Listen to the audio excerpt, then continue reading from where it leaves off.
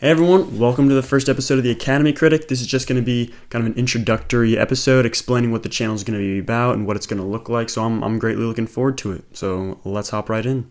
So I'm choosing the Academy Awards because it's generally considered to be the highest award in the film industry, but on top of that, they also are the oldest and have, in my opinion, the best list of award categories, so I'm really excited to hop right into it. Now, this doesn't mean that I'm going to be going super deep into every single category every single year. In fact, I'm going to be primarily restricting this channel to talk about narrative features, meaning that the short categories and the documentary categories probably won't get too much attention. Now, if I do happen to have already seen a film from those nominees, I'll definitely talk about it, but I'm not going to go out of my way to watch them because, quite frankly, I have enough movies that I gotta watch to make this channel anyways.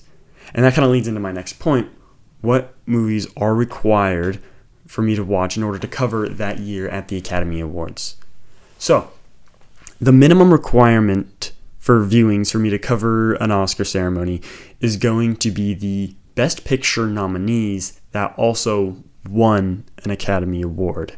So if there's a movie that gets nominated for Best Picture but doesn't actually walk away with any awards, that's not a required viewing. Furthermore, if there's a movie that won, Best Sound or Original Song or something but didn't get nominated for Best Picture, that is also not a required viewing. Now, am I going to watch those? I will probably try to watch them because the more the merrier, but I'm just talking about what the bare bones minimum requirement is. So don't worry, I'm going to watch more than that. So in terms of the order of categorical discussion that we're going to go through, we're going to start, if I've seen any, with the shorts and documentaries, but I'm going to be primarily skipping past those for most episodes and starting with original song.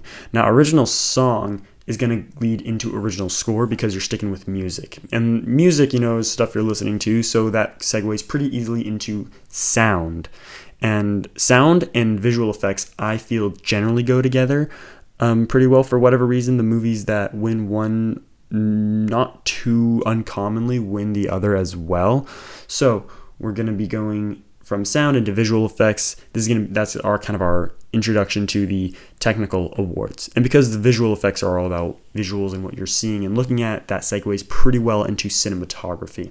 After cinematography, we get into the more physical technical awards like production design and costume design and makeup and hairstyling. And after that, we're going to use editing to transfer into the awards that are a bit more telling in terms of what could potentially win Best Picture. So we're going to do Best Editing, and after that, we're going to get into the acting awards, beginning with the supporting actress and supporting actor, and then going into the lead actress and lead actor. After the acting awards, we're going to get into the writing awards, original screenplay and adapted screenplay. And after that, we're going to talk about directing, which I believe is arguably the most telling award for what could win Best Picture. Now, after this, we still have 3 awards to cover, and what's different about those 3 is that rather than judging a specific element of the film, you're judging the film entirely. And so I'm going to be going over animated feature, international feature, and then we're going to end with Best Picture. So I'm looking forward to it. It's going to be a lot of fun.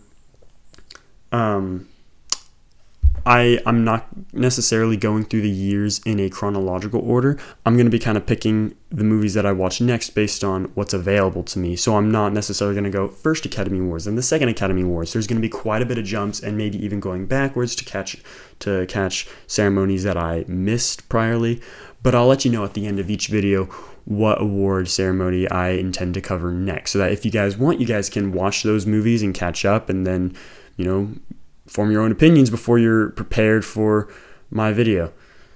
So with all that being said, thank you guys for watching. I'm looking forward to it, and my very first real video is going to be covering the first Academy Award ceremony, which was held in 1929, but honors films released from August to August of 1927 and 1928.